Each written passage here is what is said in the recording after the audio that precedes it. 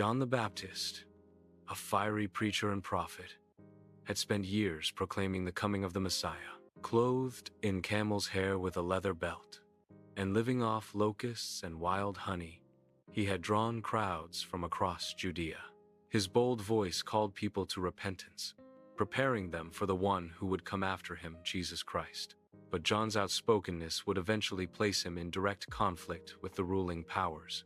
John's arrest came as a result of his confrontation with Herod Antipas, the ruler of Galilee.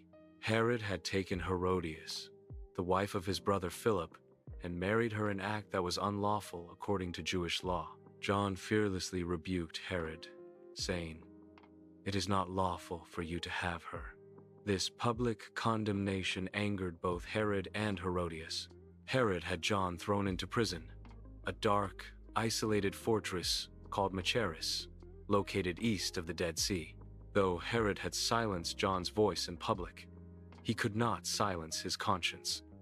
Strangely, Herod feared John, knowing he was a righteous and holy man. He often listened to John, even though his words disturbed him. Herodias, however, harbored a deep grudge. She despised John for exposing her shame and wanted him dead. But Herod, conflicted between his fascination with John and his fear of the people who regarded John as a prophet, refused to execute him. So John remained imprisoned, his future uncertain, his voice echoing in the minds of those who had heard him preach. While in prison, John began to question. He had heard about Jesus' ministry, but things weren't unfolding as he expected. Was Jesus truly the Messiah?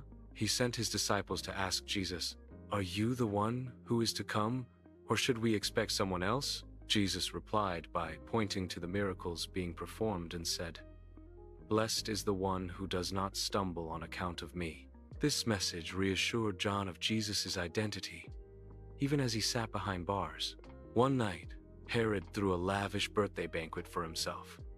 His guests included high-ranking officials, military commanders, and influential men of Galilee. In the midst of the celebration, Herodias' daughter, traditionally known as Salome, danced before the crowd. Her performance so pleased Herod and his guests that he made a rash promise. "Ask me for whatever you want," Herod declared, "and I will give it to you up to half my kingdom." The girl, prompted by her mother, returned with a chilling request. "I want you to give me right now the head of John the Baptist on a platter." The room likely fell silent. Herod was shocked and distressed.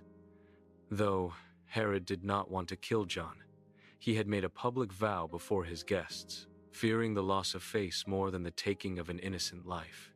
He gave in to the request. He immediately sent an executioner to the prison with orders to carry out the deed. John the Baptist was beheaded in that dark prison cell. His head was brought on a platter and given to the girl, who then handed it to her mother, Herodias. Thus, the voice crying out in the wilderness was silenced not by a lack of faith or power, but by the hatred of those unwilling to hear the truth. John's disciples came, took his body, and laid it in a tomb. They then went and told Jesus. Though John's life ended tragically, Jesus would later say of him, "Among those born of women, there has not risen anyone greater than John the Baptist." His death was not in vain. It was the end of a faithful servant's mission to prepare the way for the Lord, even at the cost of his life.